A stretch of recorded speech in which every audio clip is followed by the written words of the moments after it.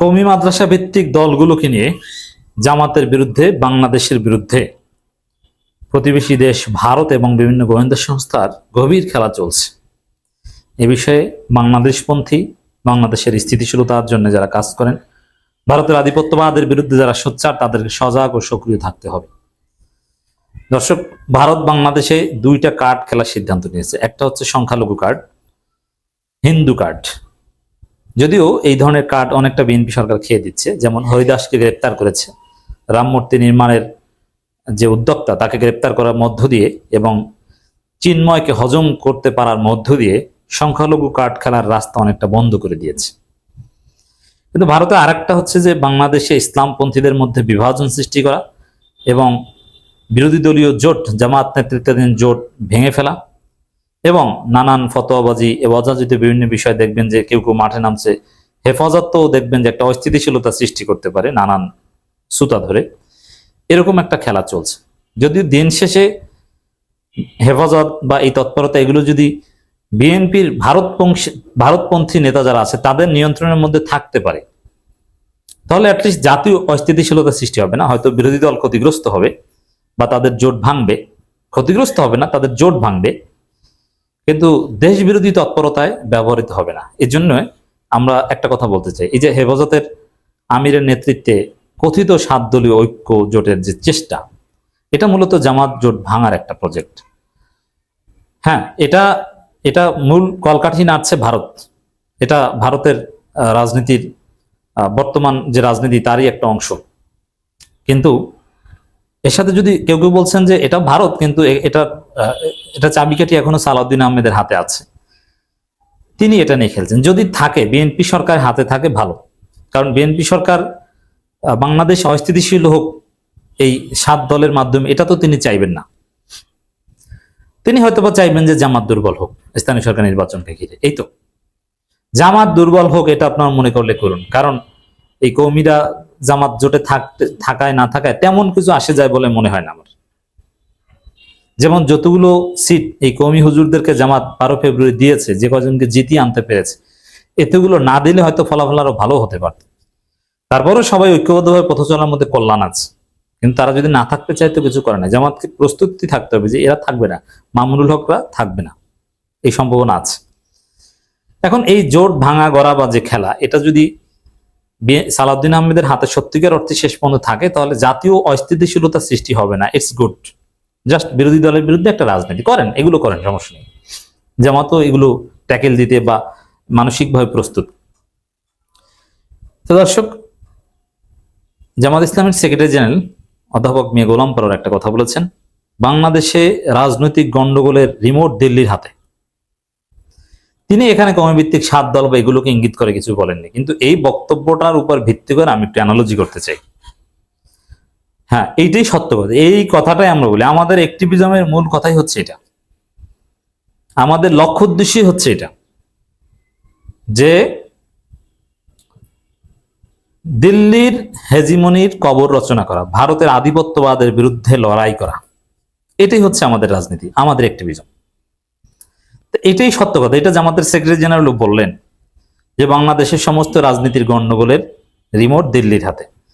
তা বাংলাদেশে যত অস্থিতিশীলতা যা দেখেন সব ভারতের ষড়যন্ত্র। এই জন্য আমরা যে কথায় কথায় বলি ভারতের ষড়যন্ত্র, ভারতের ষড়যন্ত্র, ভারতের ষড়যন্ত্র, আমরা রাজনীতিটা ভেতর থেকে দেখি বলি, আমরা জানি বলে আমরা এটা বলি, কিন্তু এটা খালি চোখে আপনারা দেখবেন না।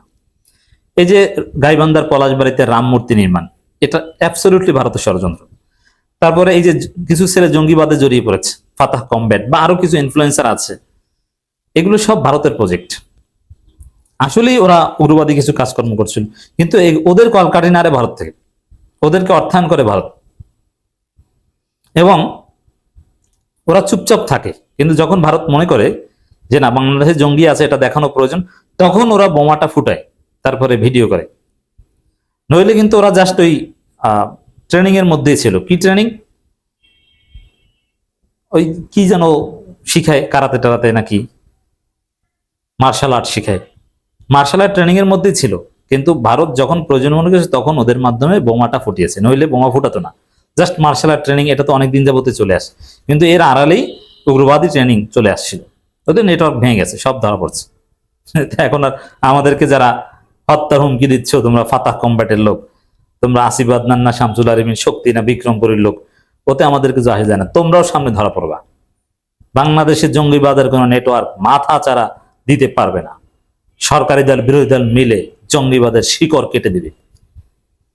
অতএব তোমাদের ওইসব হুমকি দামকি তোমরা নিজেরা 2 দিন পর পালাবা। ফেসবুকে লেখো, জঙ্গিবাদীদের পক্ষে বলো, না ওগুলো ওগুলো আমরা যাদেরকে জঙ্গি জঙ্গি ইনফ্লুয়েন্সার বলছি, যাদেরকে সন্দেহের তালিকায় রাখছি, এরা প্রত্যেকে জঙ্গি মামলার জেল খাটা। অনেকে বলেন যে প্রমাণ ছাড়া বলেন জঙ্গি। এদের এদের বক্তব্যের মধ্যে উগ্রবাদী, আল কায়দা, আইএস এদের সমর্থনের উপাদান আছে বলে আমরা বলছি। এবং গণতন্ত্র, ইসলাম, খেলাফত সম্পর্কে তাদের যে দৃষ্টিভঙ্গি, এটা একদম আল কায়দার যেটা সেটা। তারা কি সরাসরি বলবে যে আমরা জঙ্গি? আর বিভিন্ন উগ্রবাদী কাজে জড়িয়ে তারা অতীতে গ্রেপ্তার হয়েছেন, আমরা তাদের ক্ষেত্রেই বলছি। অ্যাট দি সেম টাইম আমরা বলতে চাই যে ভালো হয়ে যান, আপনারা মেধাবী। অনেকে আছেন যে উগ্রবাদী ইনফ্লুয়েন্সার, আপনারা মেধাবী, কিন্তু ভালো হয়ে যান। ভালো পথে আসা যায়, ফিরে আসা যায়। আলী হাসান ওসামা তিনি কিন্তু উগ্রবাদী মতাদর্শের ছিলেন, তা তিনি তার মানহাজ চেঞ্জ করে সঠিক পথে এসেছেন না? এভাবে সঠিক পথে আসেন, পুরো জাতি আপনাদেরকে সেলিব্রেট করবে। মেধা থাকলে আপনাকে সেলিব্রেট করবে, আপনি জাতির কাছে মূল্যবান হবেন এবং আপনার বক্তব্য মানুষ শুনবে। তো এই যে ফাতাহ কমব্যাট বা এই জঙ্গিবাদ, এটাও ভারতের ষড়যন্ত্র।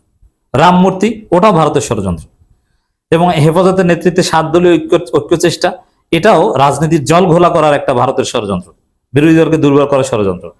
আবার এই পানি বন্টন চুক্তির চিঠির জবাব না দেয়া, ওটাও ভারতের ষড়যন্ত্র। সবকিছু ভারত সরকারি দলকেও চাপে রাখতে চাইছে, বিরোধী দলকেও চাপে রাখতে চাইছে, বিরোধী দলকেও দুর্বল করতে চাইছে, সরকারি দলকেও দুর্বল রাখতে চাইছে।